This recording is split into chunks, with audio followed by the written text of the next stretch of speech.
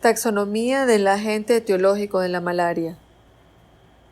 Pertenecen al reino protista, subreino protozoa, son parásitos unicelulares. Filum apicomplexa. Estos protozoarios están constituidos o presentan unas organelas que forman un complejo apical. Carecen de órganos de locomoción, por lo tanto no presentan ni cilios, ni flagelos, ni pseudópodos. Clase Sporozoa. Llevan a cabo dos tipos de reproducción, una asexual y una sexual. La asexual produce ooquistes que formarán esporozoitos o formas infectantes. Familia Plasmodidae incluye aquellos parásitos causantes de malaria en el humano y en animales como monos, murciélagos, ratas, etc. Se caracteriza porque hay un ciclo esquizogónico en la sangre del vertebrado con digestión de la hemoglobina y acumulación de pigmento llamado hemozoína. Producción de gametocitos en el interior del glóbulo rojo maduro, los cuales también evolucionan dentro del vector transmisor del género Anopheles, donde ocurre la formación de los esporozoitos. Género Plasmodium. La reproducción asexual que ocurre en el hospedador vertebrado es de tipo esquizogónica. Como en el vertebrado se da únicamente la reproducción de tipo asexual, que significa o se piensa que es menos evolucionada que la reproducción sexual, se dice entonces que los vertebrados son los hospedadores intermediarios. Esta reproducción asexual que se cumple en el vertebrado lleva dos fases. Una fase de multiplicación esquizogónica apigmentada en el hígado, con producción de muchos merozoitos, y una fase cíclica esquizogónica pigmentada en los glóbulos rojos, con formación de pocos merozoitos y producción de pigmento malárico. Cuando hablamos de esquizogonia, esquizo significa ruptura y gonia viene de gónadas, o sea, de célula, ruptura celular. De una sola célula se rompe esa célula en muchos pedacitos y da nuevas células hijas. Existen varias especies de Plasmodium. Plasmodium vivax, Plasmodium falciparum, Plasmodium malariae, Plasmodium ovale.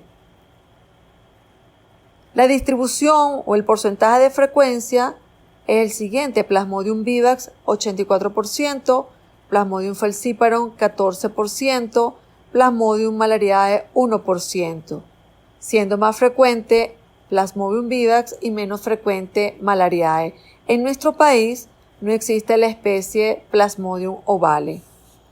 La creciente preocupación sobre los rápidos cambios bioecológicos que están sucediendo con esta enfermedad, como son la dispersión de las especies propias de los primates no humanos al hombre, como está ocurriendo con el Plasmodium knowlesi en el sudeste asiático y viceversa, la reciente demostración de la infección natural de primates gorilas con Plasmodium falciparum conlleva a redefinir a la entidad clínica producida por esta especie como una antropozoonosis. Sin embargo, hay reportes recientes en el sudeste asiático de infección natural en humanos por Plasmodium knowlesi, especie propia de los simios. Estos protozoarios ultraestructuralmente presentan organelas que forman un complejo apical. Estas organelas son los micronemas, los conoides, las rópteas. Este complejo apical le permite al parásito poderse fijar y penetrar la célula hospedadora, o sea, la célula blanco. En este caso, su célula blanco serían los glóbulos rojos. Tal y como dije cuando estuve hablando acerca de la taxonomía, la familia Plasmodidae Incluye los parásitos causantes de la malaria en el hombre y en otros animales como aves, ratas, murciélagos, monos y algunos reptiles. Las especies que habitualmente infectan al hombre son Plasmodium vivax, Plasmodium falciparum, Plasmodium malariae y Plasmodium ovale. Esta última especie no haremos énfasis en ella debido a que no se encuentra en el continente americano. Todas las especies del género Plasmodium realizan su desarrollo en 2 ciclos, un ciclo asexuado o esquizogónico y un ciclo sexuado o esporogónico. Son parásitos heteroxenos, debido a que requieren de 2 hospedadores para cumplir su ciclo de vida. A diferencia de Trypanosoma cruzi y Leishmania, que también son parásitos heteroxenos, pero ellos hablamos desde hospedadores invertebrados y hospedador vertebrado. Un hospedador vertebrado que se infecta, ¿verdad?, que es el reservorio, fuente principal, y un hospedador invertebrado que es el transmisor de la parasitosis. Se dice que evolutivamente estos parásitos son menos evolucionados que el género Plasmodium porque nada más se da un tipo de reproducción y esta reproducción es asexual. Entonces se dice que la reproducción asexual es menos evolucionada que la reproducción de tipo sexual. Si recordamos que cuando hablábamos de los helmintos, el hospedador definitivo era aquel que albergaba las formas más evolucionadas del parásito, cuando el parásito llegaba a su mayor estadio, ¿verdad? A su estadio más evolucionado, como era la fase adulta, donde realizaba la cópula y la fecundación, mientras que el hospedador intermediario era el que albergaba las formas inmaduras del parásito, los estadios larvarios. Claro, en el género Plasmodium no podemos hablar de estas formas evolutivas de huevos, larvas ni adultos porque es un protozoario, pero podemos decir que al compararlo con otros protozoarios, pues se considera más evolucionado porque se da una reproducción de tipo sexual, no nada más la asexual. Y cuando hablamos de hospedador intermediario y hospedador definitivo, decimos que, bueno, en el definitivo tiene un hospedador definitivo porque la reproducción se da en ese hospedador definitivo y en el intermediario solo se va a dar la reproducción de tipo asexual. En este caso de estas parasitosis, pues el hospedador definitivo es el anófeles, pues el tipo de reproducción sexual se va a dar es allí, en el anófeles. Entonces, como se da allí, decimos que es el hospedador definitivo, mientras que la reproducción de tipo asexual se va a dar en el humano y por eso consideramos que el humano es el hospedador intermediario de esta parasitosis. Entonces, resumiendo, el ciclo asexuado o esquizogónico se realiza en el hospedador intermediario, que es el hombre, el hospedador vertebrado. Y el ciclo sexuado o esporogónico se cumple en la anofelina, que es el hospedador definitivo, o sea, el hospedador invertebrado. Antes de continuar hablando, quiero decirles que vamos a hacer algo diferente con respecto a los otros temas. En este tema vamos a cambiar los objetivos, la secuencia de los objetivos, en donde primero explicaremos es el ciclo de vida del parásito y posteriormente la morfología de cada especie de Plasmodium. ¿Cuál es el diagnóstico diferencial? Y lo hacemos de esta manera, con fines didácticos para que ustedes puedan comprender mejor, ¿verdad?, la dinámica del ciclo de vida de este parásito. Bien, antes de continuar, yo quisiera decirles que cuando el parásito hace su ciclo asexual o esquizogónico en el humano, se van a encontrar ciertas formas evolutivas únicamente allí en el humano. Esas formas evolutivas son las formas de trofozoitos. Los trofozoitos pueden tener trofozoitos joven, mediano y adulto, las formas de esquizontes, las formas de merozoitos y la de gametocitos. En el caso de los trofozoitos, se dice que los trofozoitos constan de dos partes, un citoplasma que se colorea de azul y un núcleo o cromatina que se colorea de rojo. El citoplasma en los parásitos jóvenes tiene forma de anillo y en los adultos forma ameboide o de banda, según la especie de Plasmodium. Cuando hablo de forma ameboide, que tiene forma de amiba, porque es que el trofozoito va a crecer a expensa de su citoplasma. El espacio sin teñir en el anillo contiene la vacuola digestiva que no se tiñe con ningún colorante. La cromatina siempre es una masa única, compacta. El glóbulo rojo parasitado puede sufrir deformaciones y presentar granulaciones rosadas que en las especies Plasmodium vivax y Plasmodium ovale se denomina gránulos de Schuffner. En el Plasmodium falciparum se llaman manchas de Maurer y en el Plasmodium malariae, que son difíciles de observar, se llaman granulaciones de Siemens. Los trofozoitos adultos de Plasmodium falciparum se ven únicamente en infecciones severas, ya que quedan atrapados en la circulación de los órganos profundos. Solo se puede observar cuando la persona está agonizando. Las otras formas evolutivas que se aprecian en el ciclo asexuado esquizogónico es los esquizontes. Los esquizontes presentan dos o más masas de cromatina según el grado de maduración. Cada masa de cromatina está rodeada de citoplasma. Los esquizontes maduros, al terminar de dividirse, su cromatina están constituidos por un cúmulo de merozoitos, a veces en forma de roseta y con el pigmento malárico de color café en la parte central del parásito. Según la especie de Plasmodium, los eritrocitos parasitados presentan cambios de forma y tamaño, de presencia o ausencia de gránulos.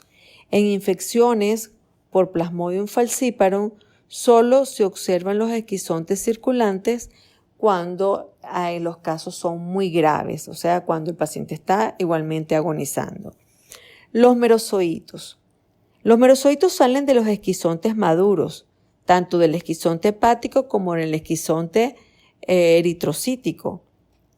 Una vez que se rompe el eritrocito, salen estos merozoitos a invadir nuevos glóbulos rojos. Y por último, los gametocitos, que son las formas sexuadas del parásito, ocupan casi todo el eritrocito o pueden estar libres, constan de un citoplasma voluminoso de color azul que contiene pigmento malárico. La cromatina se presenta como una masa única, algunas veces difusa, según el sexo del gametocito. Estos son redondeados con excepción de Plasmodium falciparum que tienen forma alargada o de media luna. Bien, para hablar del ciclo de vida de Plasmodium, primero vamos a hablar del ciclo en el hospedador intermediario, o sea, en el hospedador vertebrado, en donde se va a dar el ciclo asexuado o esquizogónico. El ciclo va a comenzar, lo vamos a comenzar describiendo desde que un humano sano, un hombre sano, se infecta por la picada o por la inoculación de una anófeles hembra que esté infectado. ¿Qué va a pasar? La anofelina hembra va a tener en sus glándulas salivales las formas parasitarias infectantes. Esas formas parasitarias infectantes se llaman esporozoitos, que son vehiculizados a través de la saliva. Cuando el anófeles hembra requiere de una nueva ingesta sanguínea en una persona que está sana, al succionar sangre, pues le va a inyectar o inocular a través de su probóscide la forma parasitaria infectante que se encuentra en las glándulas salivales, que se llaman esporozoitos. Estos porozoitos son las formas parasitarias infectantes para el humano, ¿ok? Los esporozoitos son delgados, son alargados, móviles, y una vez que son inoculados, agarran un capilar, caen a la circulación periférica, y en 30 minutos van a desaparecer y pasar al hígado. En el hígado invaden la célula hepática o hepatocito. Allí esa forma alargada se va a redondear, va a tomar forma oval, recibiendo el nombre de criptozoitos. Estos criptozoitos van a iniciar lo que es la reproducción asexual por esquizogonia.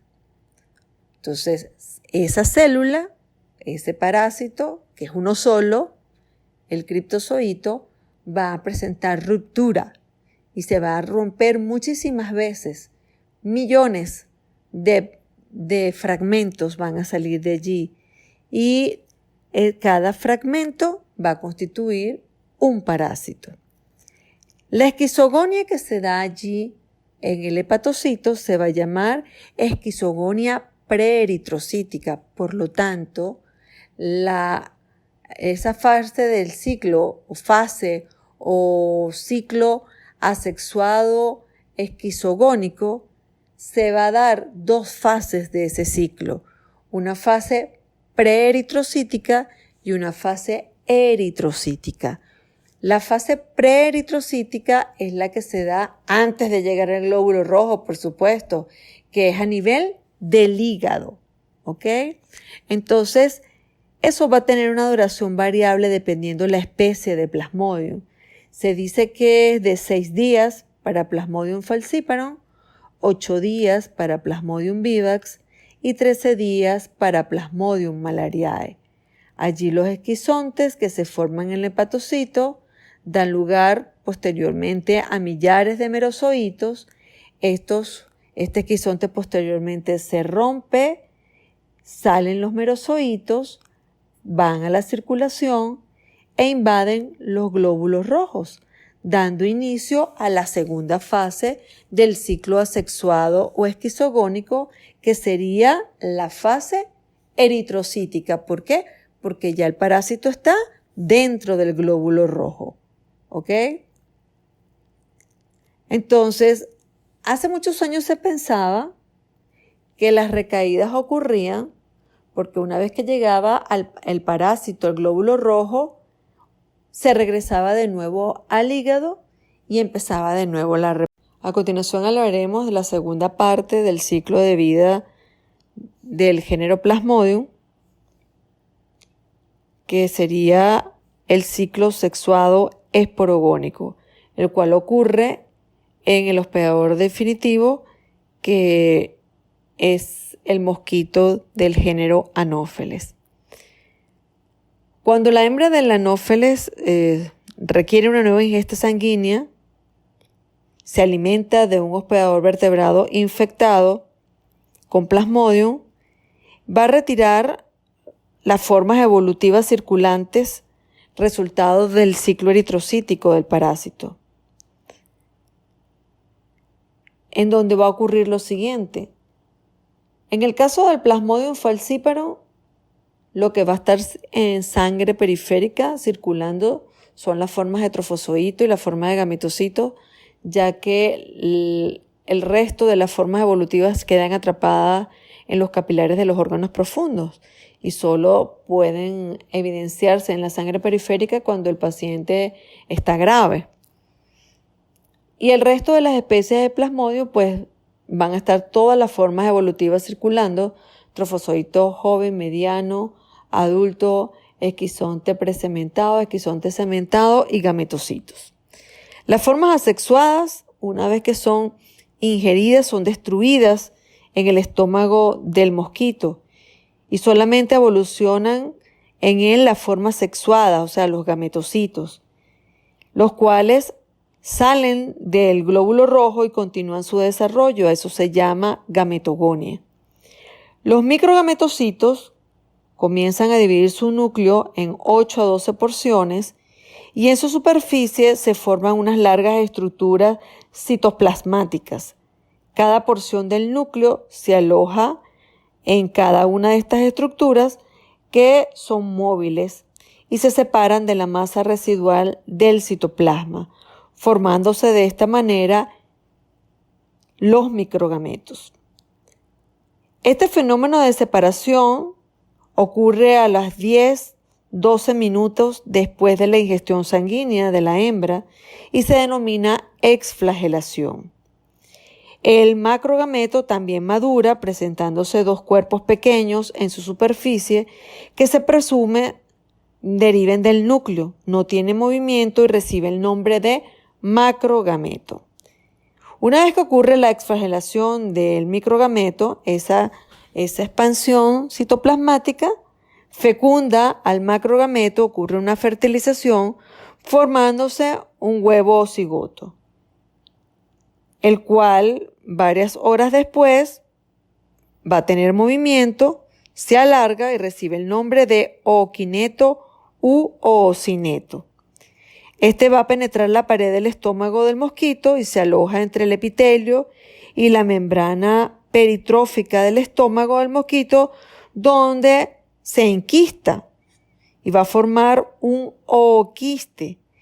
Este tiene forma esférica, crece, en su interior se inicia el proceso de multiplicación que se llama esporogonia, que va a originar a millares de hijos móviles que se llaman esporozoitos. La temperatura juega un papel importante al acelerar el proceso a temperatura óptima o retrasarlo cuando la temperatura disminuye. El ooquiste se llega a su madurez a los 4-15 días después que el mosquito se ha alimentado y ha obtenido estas formas infectantes, al término del cual se rompe y los esporozoitos son liberados al hemucele del insecto e invaden todo el cuerpo del mosquito. La mayoría de ellos alcanzan las glándulas salivales, pasando con la saliva al conducto salival para ser inoculados al hospedador vertebrado cuando el insecto requiere de alimentarse nuevamente. El número de esporozoitos producidos en los parásitos de la malaria humana se calcula aproximadamente 10.000 y la duración de este ciclo en el invertebrado varía con la especie y la temperatura, puede ser entre 10 a 30 días. En esta diapositiva se encuentra representado lo que es el ciclo sexual o esporogónico del plasmodio, el cual explicaré de nuevo en el caso de que hayan quedado algunas dudas de la explicación anterior. Este ciclo se efectúa en las hembras del mosquito del género Anopheles que se infectan al ingerir sangre de una persona que tenga los parásitos diferenciados sexualmente en machos y hembras, llamados respectivamente microgametocitos y macrogametocitos. Estas formas sexuadas entran en el estómago del mosquito. Los microgametocitos comienzan el proceso de exflagelación, en el cual la cromatina se divide en varios fragmentos, alrededor de unos 8, que se localizan en la periferia del parásito y originan formas flageladas móviles llamadas microgametos, que al liberarse buscan las células femeninas para fecundarlas. Los macrogametocitos maduran y se transforman en macrogametos. En cada uno de ellos se forma de 1 a 2 cuerpos polares que se mueven a la superficie del parásito para recibir un microgameto que lo fecunda. Ocurre de esta manera la fusión de sus cromatinas para conformar lo que es el huevo o cigoto. Este se transforma en una célula alargada y móvil de aproximadamente unas 20 micras de longitud, llamada ookineto, el cual penetra la pared del estómago del mosquito y se coloca entre las capas epitelial y muscular. Allí crece y se forma lo que se llama el ooquiste, que es redondeado, el cual al llegar a su madurez alcanza un tamaño aproximado de 50 micras. En su interior ocurre la división del núcleo y el citoplasma para constituir una gran cantidad de elementos filamentosos llamados esporozoitos. Al estallar el ooquiste, se liberan los esporozoitos y se diseminan por el cuerpo del mosquito, pero se localizan de preferencia en las glándulas salivales, donde permanecen hasta que son inoculados al hombre durante una nueva ingesta sanguínea.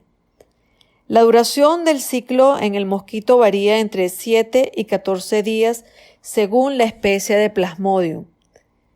También depende de los factores relacionados con el vector y el ambiente, como son la temperatura y humedad relativa. En la siguiente imagen podemos observar el ciclo evolutivo completo de Plasmodium, en donde se encuentra el ciclo sexual o esporogónico que ocurre en el hospedador definitivo, que es el mosquito del género Anopheles, el cual lo explicamos en 2 oportunidades, y el ciclo asexual o esquizogónico que ocurre en el hospedador intermediario, que es el ser humano, el cual volveré a explicar de acuerdo a otra bibliografía para el mayor entendimiento o interpretación de ustedes. Bien, el ciclo asexual o esquizogónico comienza cuando la hembra del mosquito Anopheles, al tomar una ingesta sanguínea de una persona que está sana, inocula los esporozoitos a través de la piel.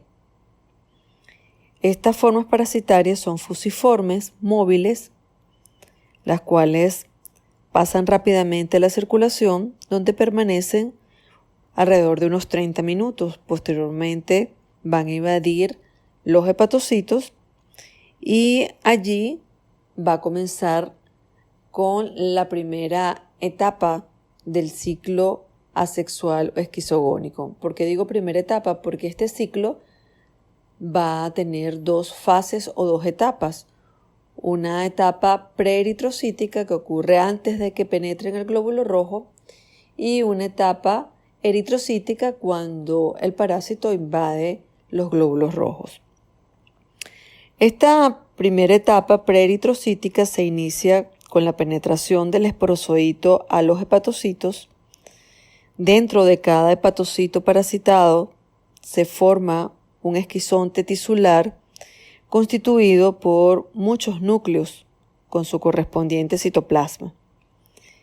Este esquizonte madura y deforma la célula hepática. Después de 6 a 12 días, sufre una ruptura y libera miles de merozoitos tisulares, los cuales van a la circulación para invadir a los glóbulos rojos. En el Plasmodium vivax y Plasmodium ovale, algunas formas tisulares se desarrollan muy lentamente en el hígado y pueden permanecer latentes por varios meses, por lo cual se les han llamado hipnozoitos.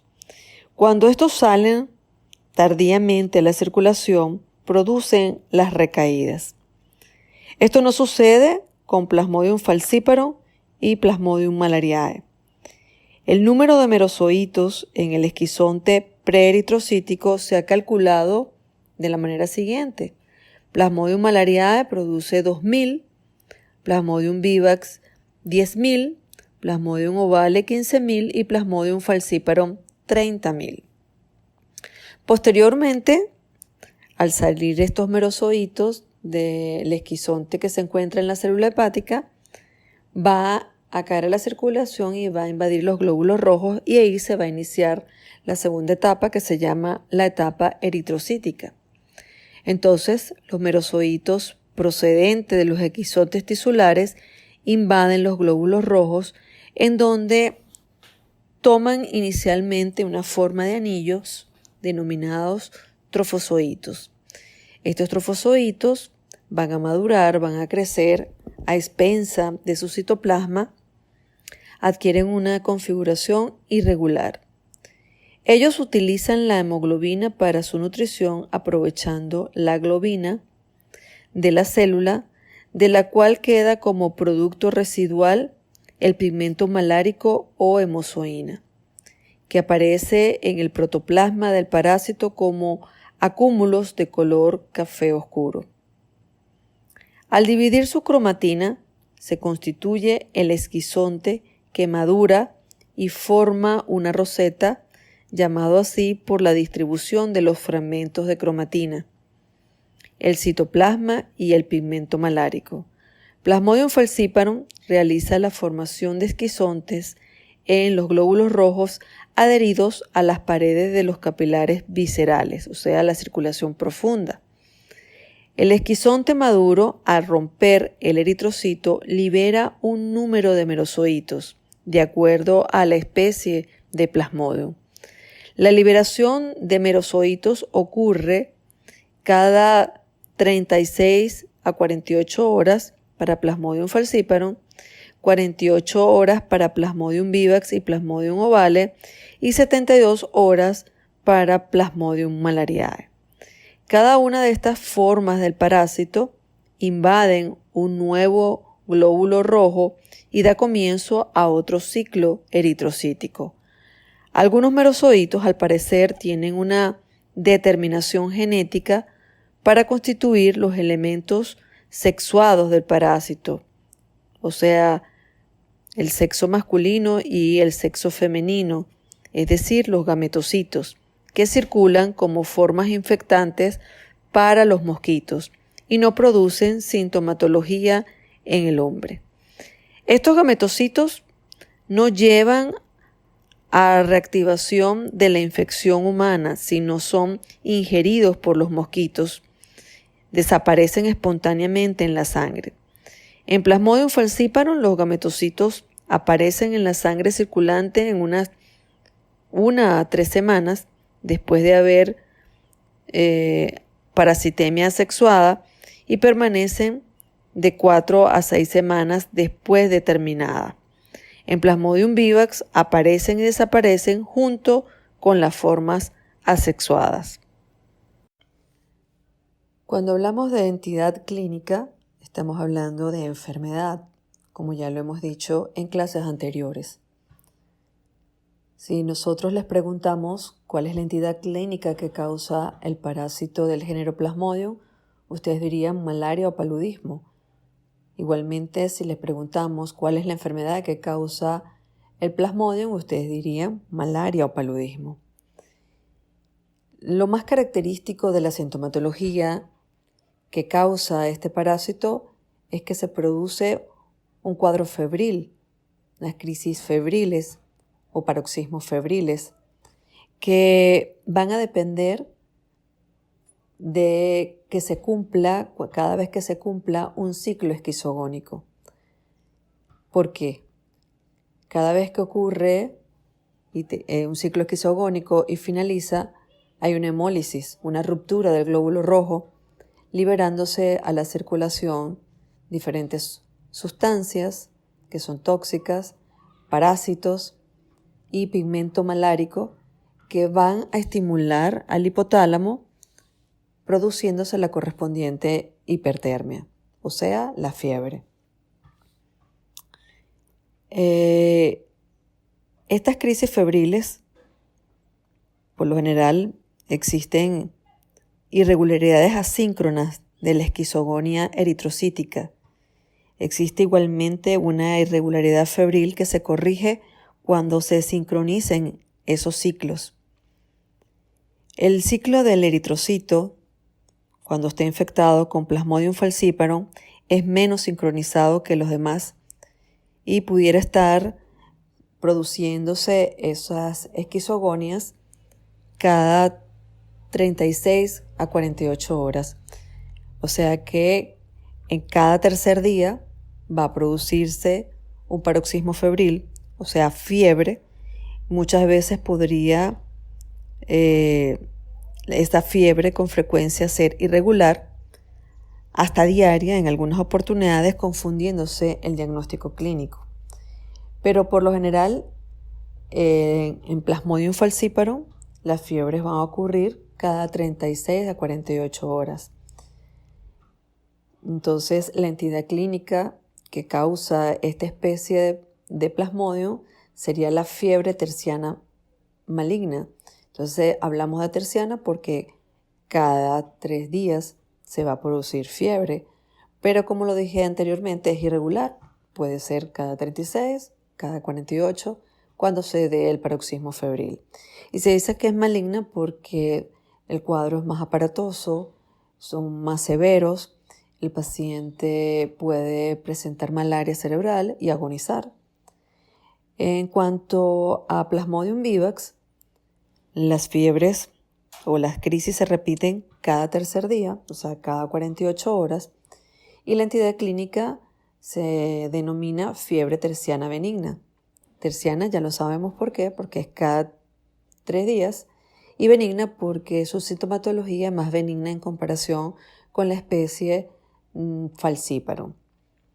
En el caso de Plasmodium malariae, ocurre fiebre cada 72 horas, por lo tanto se llama fiebre cuartana benigna. También su cuadro clínico es más benigno, no es severo como en el caso de Plasmodium falciparum. Y Plasmodium ovale, aunque no se encuentra en el continente americano, es bueno señalar que produce también una entidad clínica a la cual se denomina fiebre terciana benigna.